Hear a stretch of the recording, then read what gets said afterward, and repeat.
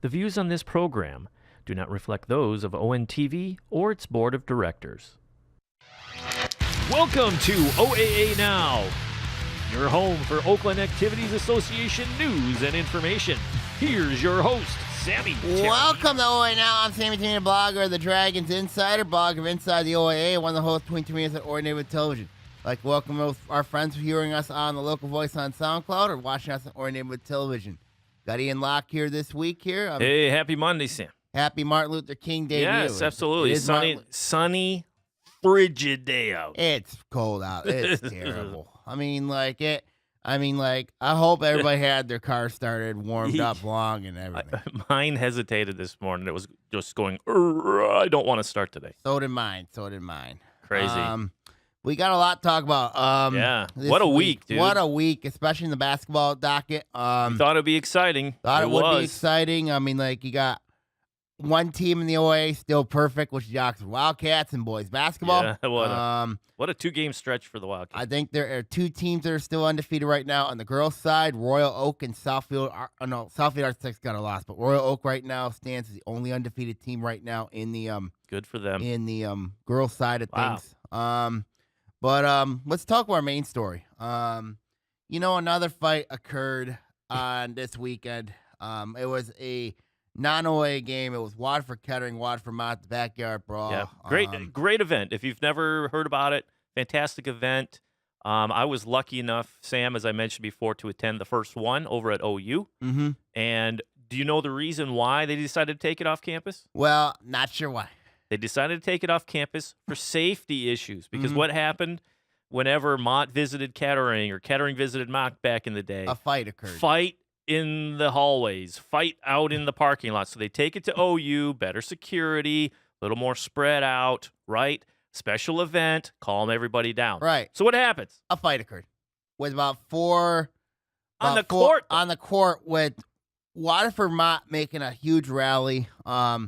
This took a 63-59 lead against Waterford Kettering, and then there was some fisticuffs that broke out. Drew Ellis of MI Prep Zone, he was at that game. That is a heavily attended game by not only the public, but the press is there as well. Yeah, the press is there as well. It celebrates the city of Waterford. Yep. Both their boys and girls do play on the big court at OU. It's a great event. It is a great event, and and there was two altercations that was over there. As mentioned, the first one was probably the most severe. It occurred at 4:13 left. Members of both teams began arguing at midcourt, which led to some shoving and some punching occurred.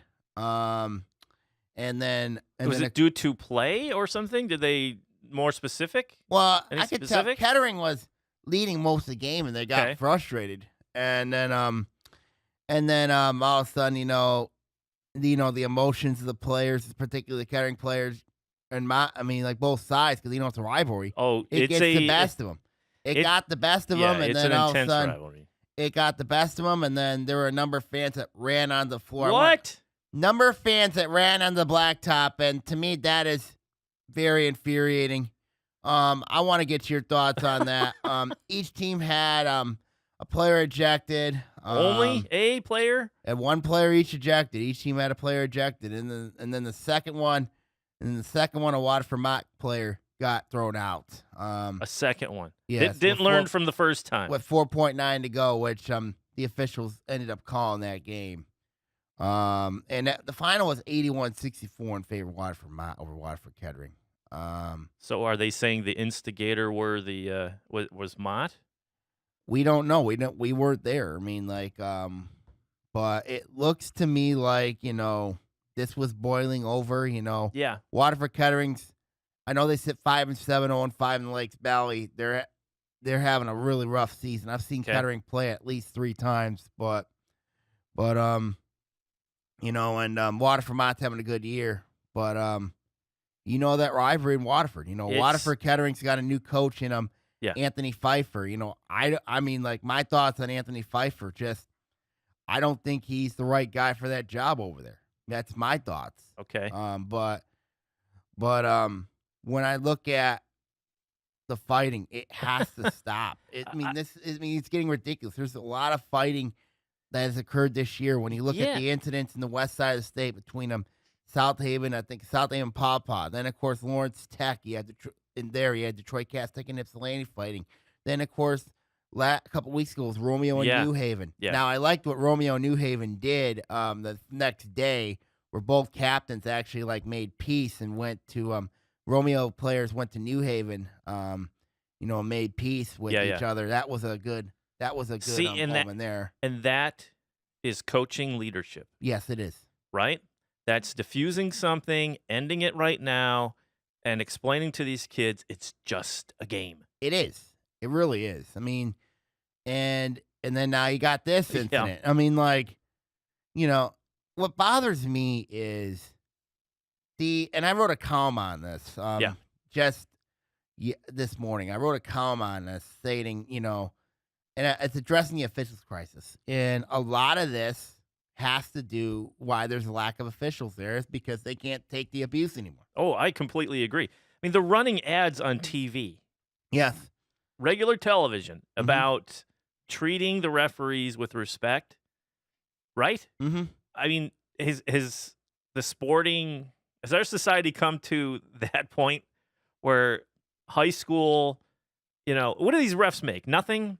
They barely make anything. They're taking their time, the time of their reason why- life to do this because they love the the sport. game. They love the sport. Yes. They love the game. And then of course, seeing, I know basketball is an emotional game, but we do not need parents or fans storming rushing the court, breaking up fights. We don't need them. We don't need them screaming at officials, making and abusing them. It's basically, it doesn't make anybody feel that good. It doesn't. No. And I just want to ask, I mean, obviously we can't get the response from the listeners. No. We've all yelled at a referee, Yes. right? We've all done it. Mm-hmm. You mentioned referees in a football game, that blew your mind earlier, like I think it was in the playoff game or leading up to the playoffs this year. But we've all yelled at referees. But you're not going to run in the court and confront them. No. And, has anything changed? If you've yelled at, we've all yelled at a referee. Has anything changed the outcome of a game or the way a game is called by the parents and fans sitting in the stands chewing out referees? No. And what does that example set for the kids playing? It doesn't. It means, hey, I can do it too. It means that, but that's not a good example. You know what I mean? And I know officials are human. They're human. They have jobs like everybody else, like the rest of us. They all have jobs, Yes. And they do this, they take the time away from their families to just do the games they love. Yes. And to see them have to go through this abuse. Yeah. Seeing fans is screaming and bickering and all that. It just it takes its toll on the official, and they don't want to come back. Yes. Did you watch the playoff games last night? Of course. The officiating in that. Especially in the Rams-Saints game. The Rams, that's what I'm getting at. The Rams-Saints game. Unbelievable. And those are highly paid professional referees. And they all blew a major call, right? And we're all screaming. I mean, those are high stakes. And that cost the Saints. I firmly believe it, yes. You and I agree with you. That cost the Saints should be playing a Super Bowl. Ian Weatherspoon is not in a good mood right now. Oh, who would be? I'm upset just because it came down to that. Mm-hmm. But those are highly trained, paid professionals. We're dealing with, semi-pro, average Joe guy played this, or lady played volleyball, played basketball. We did. It's like me. I'm going to go be a swimming ref, right? Right. And because I love the sport. Yeah. You get your training. Right. There's not a lot of it, to be honest with you. If you ever investigated what it takes to be a referee, you go through a couple training courses, you take a test, you're mentored by some older referees. They kind of ease you in, they get you going, then you're on your own. Right. Boom, you're in. And parents and players, I mean, you got to know this. It's just, I cannot believe the fights. I can't believe the screaming. I can't believe the way people are treating others. And then I'm sitting here with clenched fists. I need to relax. It's and a then Monday. it comes down to the parents. It comes down to the parents. You Oh, know what yeah. I mean? And I think this is where, you have parents and you have parents, fans who storm the court. I know they're I trying cannot comprehend that. I can't. I can't comprehend that either. I can't comprehend that either. Like, what are you going to do? I'm on the court. What are you going to do? What are you gonna do? Grab the whistle, put the striped shirt on, and call the game? I mean, like, Does anybody think anymore? and to me, I think what bothers me is, and I wrote this in my column, and I said, you know, not all. It's the game shouldn't be about the parents. It should be about the kids. You know what I mean? Yes. It should be about the kids who are enjoying playing high school sports. Yes. You know that there's studies that there's only a small percentage of kids who are playing college athletics. It's small, very small. It's not about, to me, it's not about the college scholarship. You know what I mean? Yes. I think we're living in a society where you have these sites, you know what I mean? Like the recruiting sites. Recruiting sites that are just like looking at your kid or like making sure that they get their kid noticed and all that. To me that's just I don't like that at all. Yeah. To be honest with you. There's a lot of feeding into the egos. It feeds into the kid's ego. It feeds the parents' ego. The parents' ego. It feeds into everybody's egos. And and to me that's dangerous. Really, really dangerous. And my kid participates in sports. They've done travel soccer over the years, moving on to track and cross country world. And I've been to soccer matches where you have 8 and unders, girls, 8 and under girls, and parents screaming to intimidate an 8-year-old on the other team because they happen to be pretty good. I've seen it. You go to tournaments that mean nothing in the grand scheme of life, right? It doesn't mean anything. And they are tripping out because their kid didn't get the chance at a penalty kick or something. And it doesn't make sense. Like you said, your kid is not going to get a college scholarship. Look at the numbers. Like, I'll just go for track and field, right? The Lake Orion, how many girls are on the track and field at Lake Orion? There's a lot. There's roughly 80, 90, right? Sometimes maybe a little bit more, maybe a little bit less. There's a lot of kids. Out of all those groups, you might get one that's going to get a scholarship. Maybe two. And that is a rarity, right? The 2 we know of that are going on to but they are the exception. I mean, those are rare. They're once-in-a-generation players. They do not happen all the time. It's especially not easy. Especially at the D1 level or where you're going to actually get some money for school. And I think that's not going to happen. And I think we as parents have to look at it. There's other jobs. You know what I mean? When you go into college, yes. You know what I mean? When you go into college, you're basically you're getting ready. You're getting ready for life. For a career. Yes, you know absolutely. what I mean? Yes. For a career. You can't just rely on an athletic career. Yes. Just to just to satisfy yourself. Correct. I mean, like, you gotta rely on there's other options, avenues out Correct. there. You know what I mean? And you see all athletes, a lot of other athletes excel in other jobs, like in businesses and all absolutely. And everything else, that's going on around. Absolutely. Here. And like you said, the parents, they gotta get a reality check here. If your athlete is exceptional, you'll know at a very, very early age. You'll know it. But all it takes is one injury, mm-hmm. or a parent riding these kids to the point where the kid burns out and goes, I don't even like the sport anymore. I don't care. I've seen it happen from elite divers who win state titles here in Michigan. Full ride scholarship to D1 school going, I'm sick of this. I don't want to do this anymore. Right.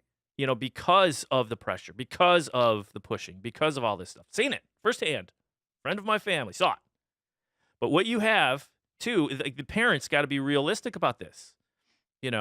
I hate to bring up my daughter. She doesn't listen to this podcast, so I'll bring it up. It's like, hey, I could get a scholarship to run, maybe D2. It's like, you're going to get a scholarship. It's a better chance to get a scholarship for what's between your ears, for your hard work in the classroom, than you're going to get with your feet. And I think, and that's the reality people, these athletes and parents mainly, feel like, have to get through their skull. I feel like, when I look at it, you and I had a conversation about this. You had a nice little story with when you were at Waterford Kettering, you know what I mean, with a with a player. I'll player. share it. Heck yeah, dude. So this is not new, right? This sort of thing's been going on. This is about 20 years ago. Used to teach video production over in the Waterford schools. Was there 11 years. Covered a ton of games. Worked with a lot of great students over there. And one of my interns was a basketball player at Kettering. And, you hand out to all your teachers, put your grade on the sheet. So, hey, here's your grade checkup so I can go participate, make sure you're still eligible to play. I think it's a 2.0 you need to play, right? That's all you need, really, the 2.0 to play. Not hard. I mean, Not if hard. you just apply yourself. Well, I got the sheet in front of me, and the player says, I need a B+. I said, what do you mean you need a B+? I go, I need a Ferrari. I thought it was a joke. He goes, no, I need a B+ so I can play.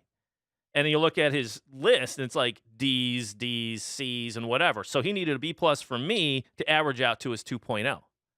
And I said, well, let's call this up. And I get the grade book out because I said, well, you're failing me. You're failing this class. He goes, well, I need a B+. He goes, I can't play. I said, well, you should have thought of that before you skipped 4 days in a row, right? Yeah. Entitlement, right? It's like, hey, I need this. I should get this. It's like, I said, no. You have to earn it. I couldn't believe it. It's my first experience with this. I signed it. Said, no, dude, no. And he started yelling at me about, I got to play. And I said, well, what are your plans for the future? He goes, well, I want to get a scholarship for college. It's like, well, you're that good of a player? Or, I'm like, really? I went to the game. Guy's a bench warmer. Legend in his own mind, right? Legend in his own mind. Sitting on the bench, end of the bench, didn't play ever. And, yeah, I mean, he got his grade up, so he was eligible later on in the season. I hope I talked some sense into the guy.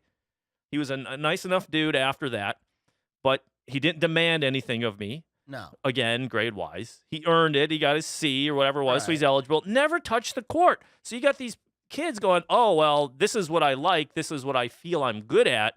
I'm going to get a college scholarship. It doesn't work that way. And I think we got to look at that as Crazy. We got to look at that also as athletes. There are other avenues. You know what I mean? There are Yes. other avenues, But careers. But it's hard. I know it's hard at an early age. Immature kid going, hey, I'm going to do, this is what I want to do. Hard, But it just doesn't there happen. has to be other places, other avenues. You know what I mean? And I think that's I think that is something that, and I hope parents and kids talk about this Yes. with their sons and daughters. Is basically there are other avenues. Yes.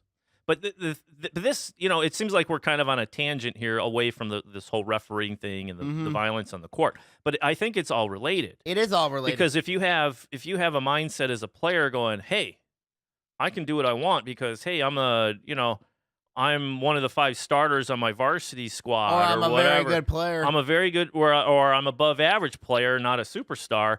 I can get away with whatever I want, right? And my parents have been feeding me, you're great, you're great, you're great, when they're truly just marginal at best, and you just happen to be good for your school. Like, outside of your little bubble, you're not an all-star. No. But it turns into respect. It's like It does. if you think, hey, I am this good, I can do this, once you're told no, that's when the trouble begins. That's where they can't handle that. Right. But they can't handle the no. If you work your way hard, you work your way hard, not only in the classroom, you work your way athletically, you know what I mean? Then, then everything works out. It can work out. It can work out. But to go into a brawl in a game, I get. You get passion, you get heated in a game, you feel you might be slighted. Yeah, you're going to yell. There's, especially rivalry games. But it seems like some of these rivalry games have been amped up to the point of just ridiculousness in my mind. And it's just crazy. And now it comes up to my next question. Uh-oh. The word instant replay. Yeah. You mentioned that, yeah. I think. How do you keep track of these How do you keep track of these kids? When you don't really have a true replay system in the MHA, you don't have a replay system at all. But not gonna happen. I'll tell you that right now, Sam. But I know you don't think it'll happen. No. But I think, there are a lot of pros and cons when you look at the replay system. Now, yeah, the cons are, games are going to take longer. Well, it's another expense as well. It's a huge expense. I mean, we cover a game a week minimum here in Lake Orion. Mm-hmm. Usually 2 to 3 games, 2 basketball games, 1 hockey, right. 3 games a week. And the logistics, and this is what we do, ONTV, right? We have staff. We have to find volunteers and interns to make this thing happen. There's a lot of moving parts to get these games on. Court, and also you got CMN-TV, Independence Township, OCTV. And they run into the same problems. A lot of behind the moving parts to get these games on the air, just so you can see them and hear them. Mm-hmm. But just to have a replay unit, that is a whole nother level that we can do replay here at ONTV if we have the bodies to man it. But doesn't it help in a basketball game, particularly, I know replay would help because it would because replay doesn't lie. Video doesn't lie. It's true. And I think it would take the pressure off the officials if they do have instant replay. Here's having been in the media business for my entire career. For over 20 some odd years, right? And you and I have been to 1,000 games, right? Not together, but we've experienced a lot. Yeah. A lot of games. And the majority of the games that I've attended in the high school level have been behind the scenes operating cameras or directing crew or whatever on the media side, right? Mm-hmm. Here's what I agree with you to a point. I'd say it's easy to get a camera up and running to record the game. Mm-hmm. Right? Wide shot on the court, record the action. It's not necessarily for consumption for the public, but maybe it's for the coach.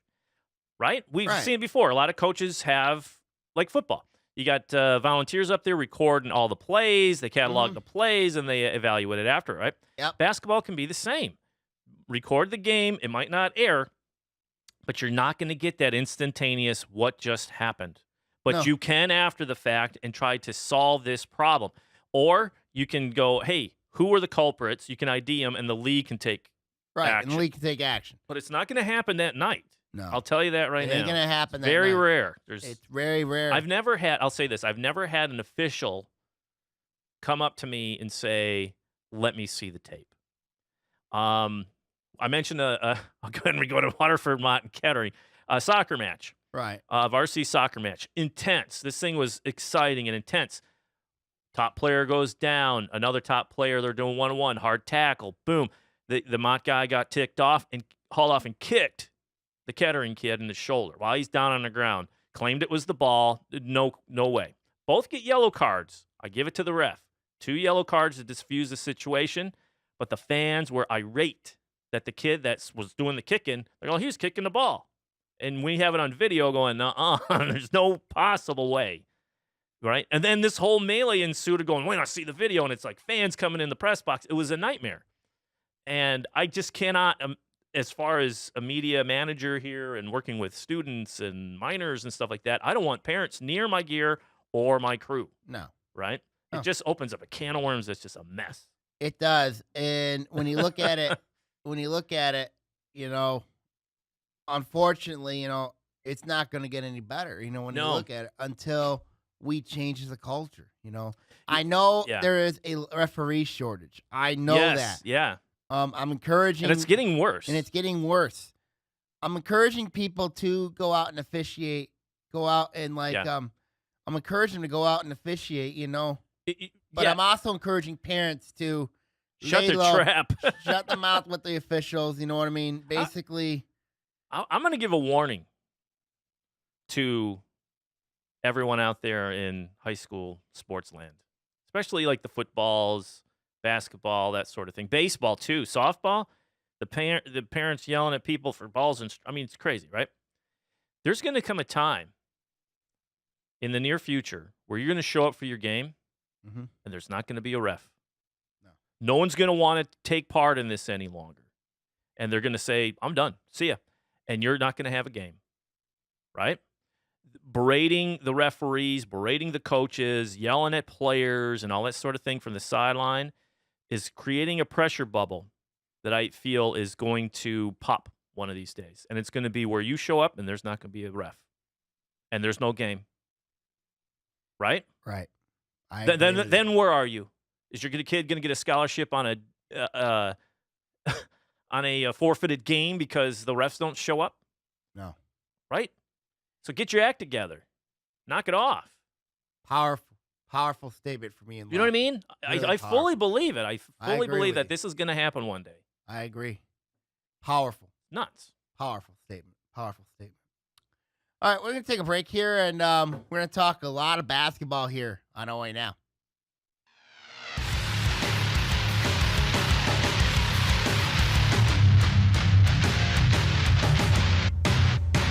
This is Lake Orion's own, the local voice. Call ONTV and get on air 248-393-1060. Let your voice be heard. Internet radio for all. Call ONTV and get on air.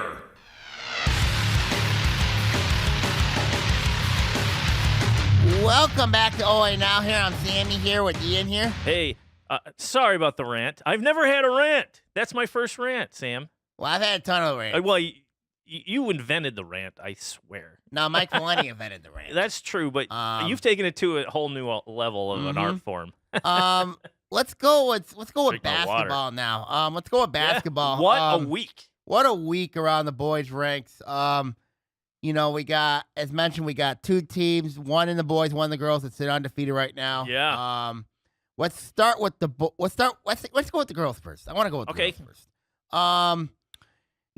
When you look at the teams that are expected to be there, Southfield Arts and Tech, Royal Oak, they're off to really good starts. I mean, like Southfield, of course, a blowout win against Detroit Henry Ford on Saturday, Arbor Prep. Blew them out. They're real, dude. They're the real deal. Yeah. I mean, like, you want to know why I don't talk much about Southfield Arts and Tech? They got players. They're legit. You got Alexis Johnson, Shy McEvans, Soto Barnes, Kiana Willis. I mean, like, and Jasmine Worthy. Doesn't even see a lot from the bench, but when she's in there, she's a brute. She's a force. Michelle Marshall's got that team rolling. Humming. They're going. Really humming. To me, and then Royal Oak right now sits undefeated right now. Fantastic. Even on the schedule, I haven't been really impressed with Brian Zapata's schedule. Even though they did You've mentioned that. Even though they beat Stony Creek and they beat Bloomfield Hills. Yeah. The team that gives me like the biggest question mark. Head scratcher? Yeah, a couple of teams I'm head scratching at a little bit. Also good news from the Bloomfield Hills front. Miriam Hashima's back. Oh, hey, good. That's good news for them. Yes. That goes to my next topic, which is the Stony Creek Cougars.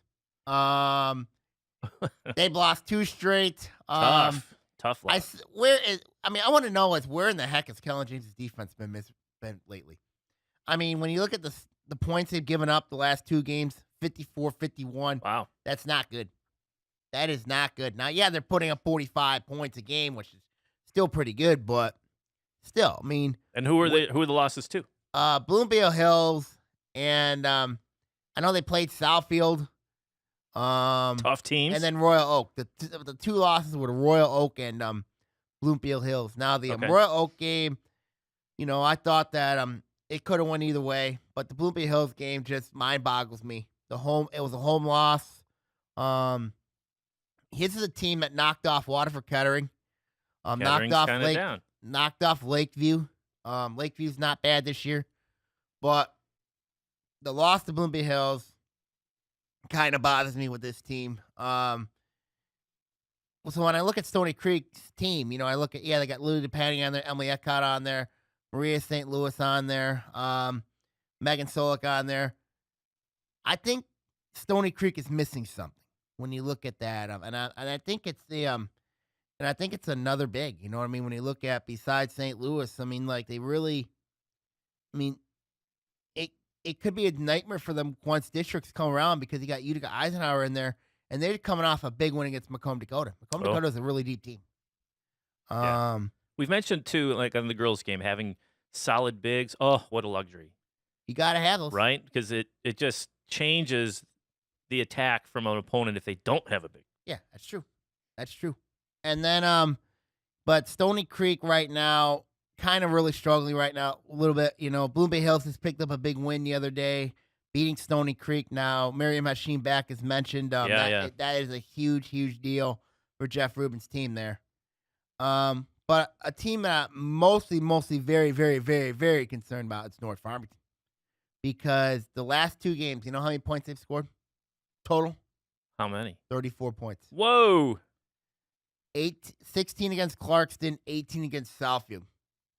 Clarkston's rolling, dude. They've won 5 straight. Yeah. They're probably ain't going to – they got Southfield next. That should be an interesting game. No. Don't you think? No? Rolling? It's going to be a blowout. No chance? No.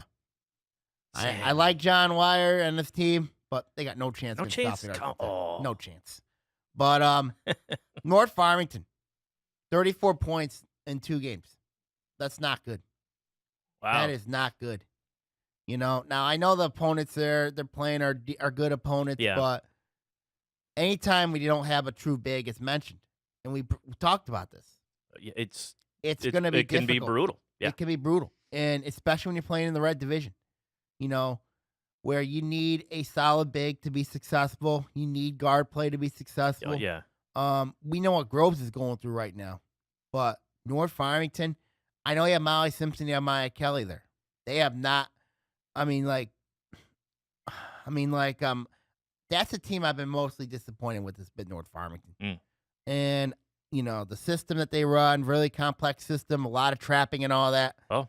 But it's just, they just have not been able to find ways to get the ball in the basket. You can't rely on 2 players to basically play very well, get at least 20 a night. Any injuries over there?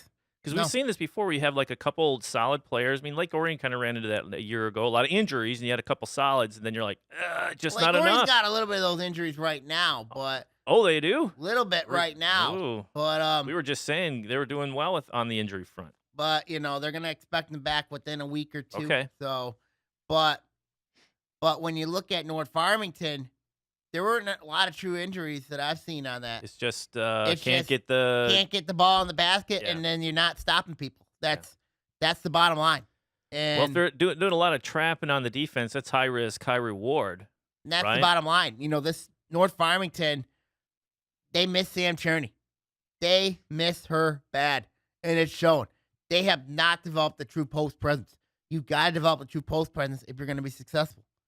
And I don't think right now they have done that. I mean, yeah, Maya Kelly's a dribble driver, can go and penetrate the lane and all that. Molly Simpson can go and shoot you a 3. But they have not developed that post player, which has been what they have to do. And if you want to be successful in this league, particularly the red division. Groves, we talked about, as mentioned, they're having a rough year. Let's go from the red to the white. West Bloomfield, obviously the best team in the white division. Did not look good against Lake Orion, even though they won by 12. That was 50-38. I gotta give Lake Orion's defense a lot of credit there in that one. And then they had a huge bounce back in beating Troy 54-39. Troy's a team that's lost 5 of 6. Whoa. Which is they had that win against Lake Orion, then all of a sudden this things just started falling off. Yeah. And the problem there, I'm not sure what the problem is there. I know they had a really bad loss to Adams where they gave up 11 points in 62 seconds. Oh man. And then of course they ran into and they were competitive against Avondale. I think Avondale to me looks very vulnerable right now. Really? Even though they have a really good record right now. But to me, I think they look really vulnerable. But when you look at Troy, I think that they're going to the dog days of winter right now themselves. You know, when you lose 5 of 6, it's not easy. And you have your arch rival coming up in Troy Athens. Yep. So that'll be really interesting there. The team that I think's really played better has been Lake Orion. And when you go on the road, the record doesn't show it with this team, but I think, when you look at how this team has played, they had a halftime lead against Avondale. They had they were probably West Bloomfield's in West Bloomfield's wins this year, 12 points has been the lowest margin of wins, and even that score, if Lake Orion makes 2 or 3 more shots, that's a much closer ball game than 50-38. So I think Lake Orion's played much better. They're starting to get it under Coach Bob Bridges, which is a good sign. Yep. Oxford, of course. Oxford is won games ugly. Did not look good against Athens the other night. Hey, still a win. Athens, of course, really struggling. Farmington's struggling. Avondale, as mentioned, they look vulnerable.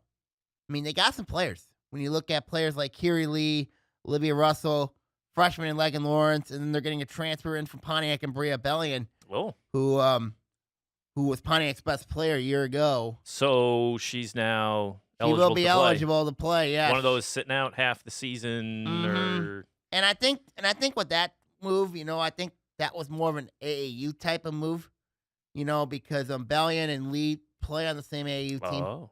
So I think to me that's a she's transferring for the broadcast program. No. Won't go there. Sorry, Sam. I had to. Won't go there. But I think that's but either way, I think that with Bellion in that lineup, I think it's gonna give Avondale some depth. Boost. Yeah. Little boost, but it'll give us some depth in the Avondale's not really a deep team to begin with. They really aren't. Adams is mentioned, of course. One time they look really good, you know what I mean? And I think that's a sign of a young team they have. Of course, they got Maddie Dolinga, Lauren Petersmark, Amelia Drainick, Nicole Clarenhout, Sydney Reed. And I think, you're going to have those games where you're going to score maybe 50 one game, and then the other night they're going to probably score around 40. Yeah. But for me, I still think the issue with Adams, to me, is the interior game. I still think that's an issue. I mean, you can't allow 25 to Halea Cato and Oxford. Yeah. You can't do that if you're going to be successful there.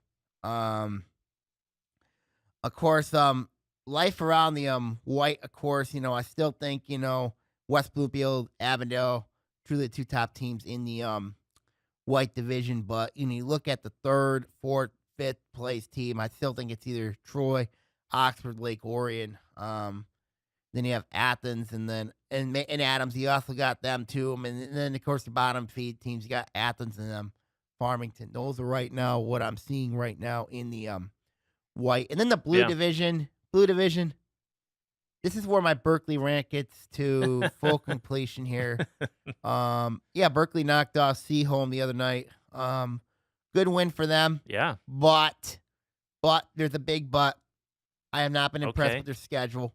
Their schedule is anemic when you look. They're not conference.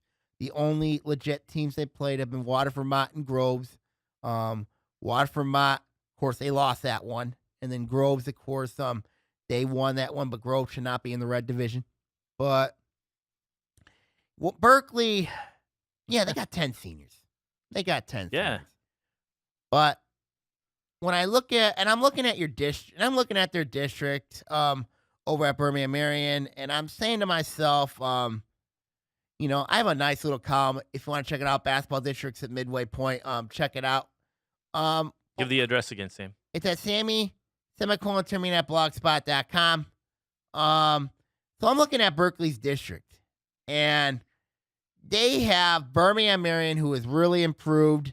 Right now, sitting undefeated right now in their district, right now in the Catholic League. And Royal Oak, who's also undefeated. Yeah. So in Berkeley, that win-loss record looks really nice right now. But when I'm looking at that win, have you played literally anybody? They have not. Tuesday's going to be a huge day for me with Berkeley because they got to play Rochester. They got Rochester coming to Berkeley. Rochester's played a really, really tough non-conference schedule. Yep. The record's been deceiving, but I think this is a game where if Do or die? If Berkeley does not beat Rochester, then it just proves to me that Berkeley's pretenders. Okay. That's what it proves to me. Rochester, I've already seen pass the eyeball test, except they don't know how to win out of league. They just don't know how to win out of league. So, well, like they say, you play who's set before you, and if you win, you win. Right. And then you have Seaholm third right now. Then you have Oak Park, Ferndale, Pontiac, Hazel Park in the bottom of the pack in the blue division. But right now, to me, that looks like it's going to be Ferndale. Oh no, it's going to be Rochester and Seaholm. Oh, okay. Rochester and Berkeley. Berkeley, yeah. All right, let's go from girls. We got a little bit more from the boys' perspective. Yeah, dude. Crazy week. Crazy week. Let's go blue first. Oxford still undefeated. Had a really nice win against Pontiac. It was a really good win for them. Nice and then win. They knocked off Lake Orion as well. Isn't it a nice win? A little understatement. 2 undefeateds meeting up. Well, they sit at 11-0 right now. Yeah. I mean, like, what a game. Yeah, and they still got to go to Side Green Gym, which is going to be a really tough place to play. You know, we know from experience playing at Side Green Gym is not an easy place to play at. Buzzsaw.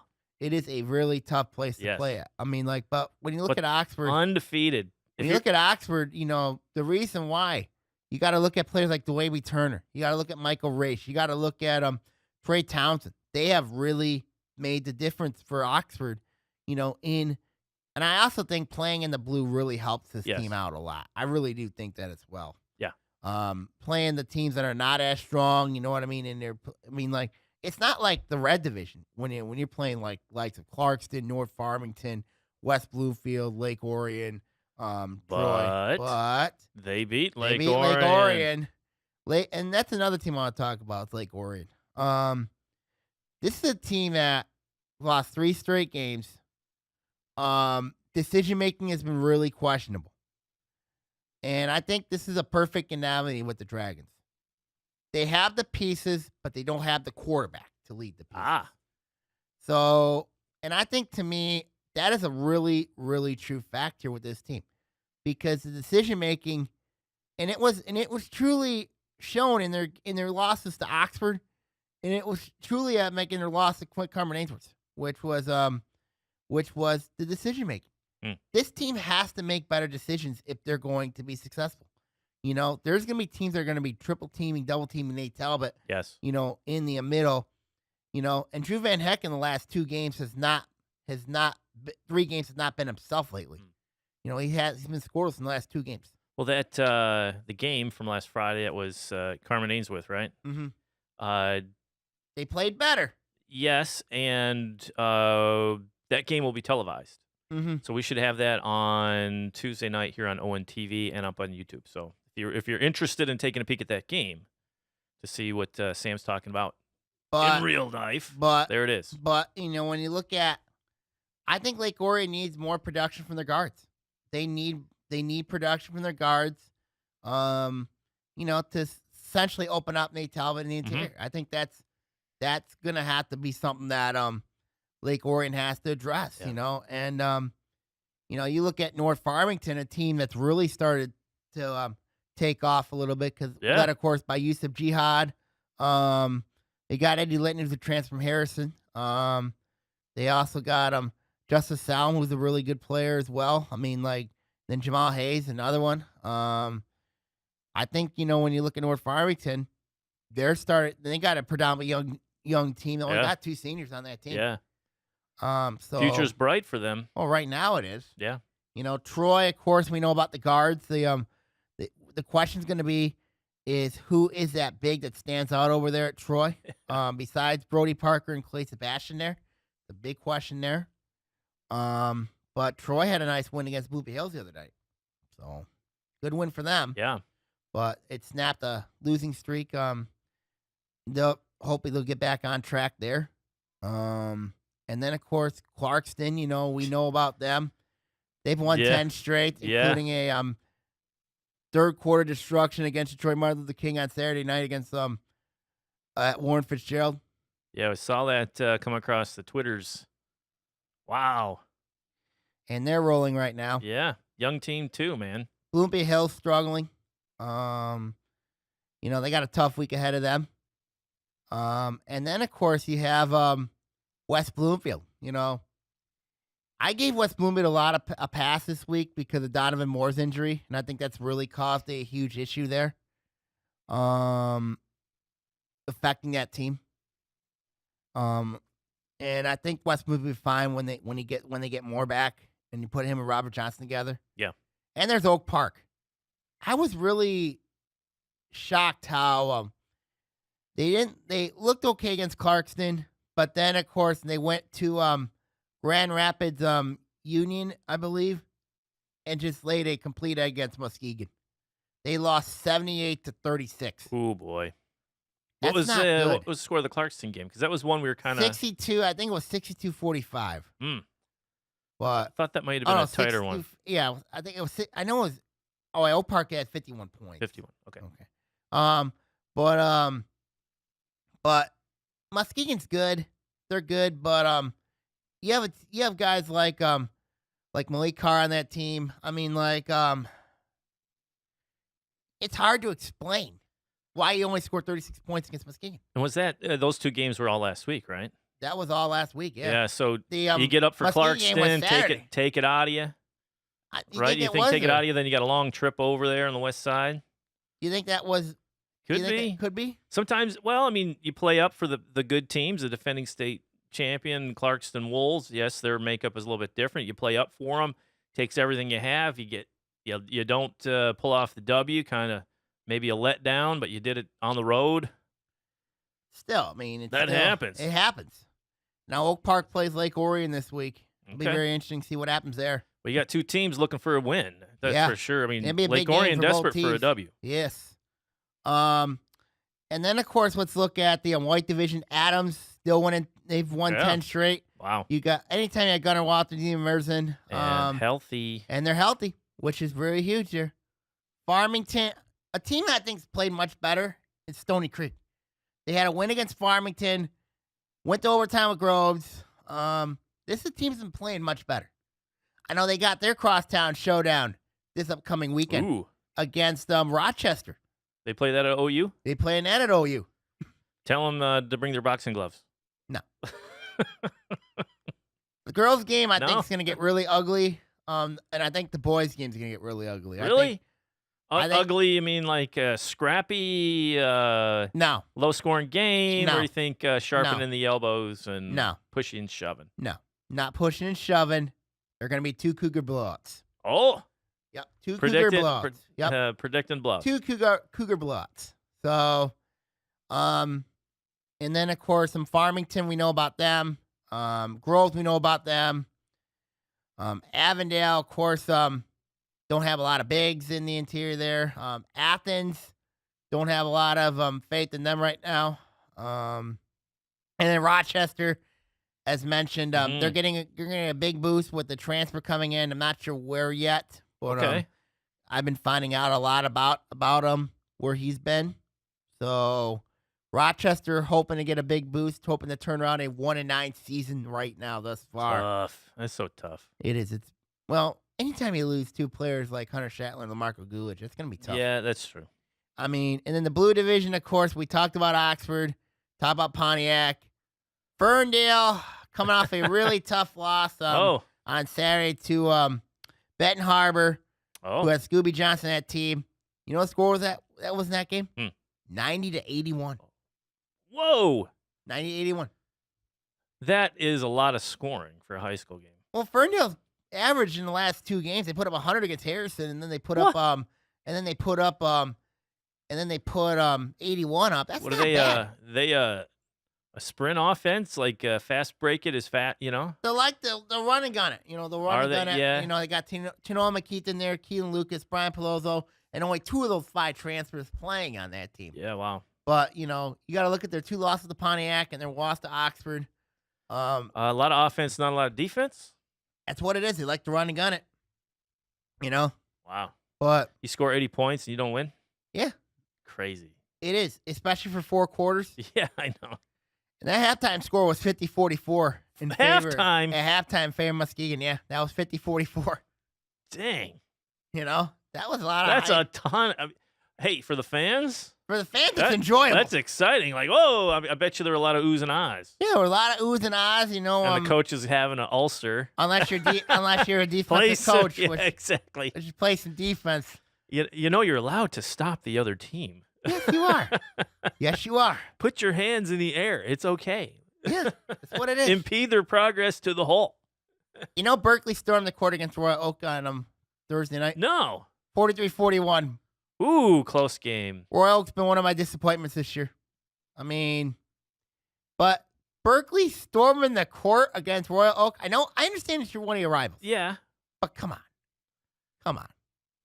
It's not like they came in over and got a W. And now Berkeley still has to go to Royal Oak.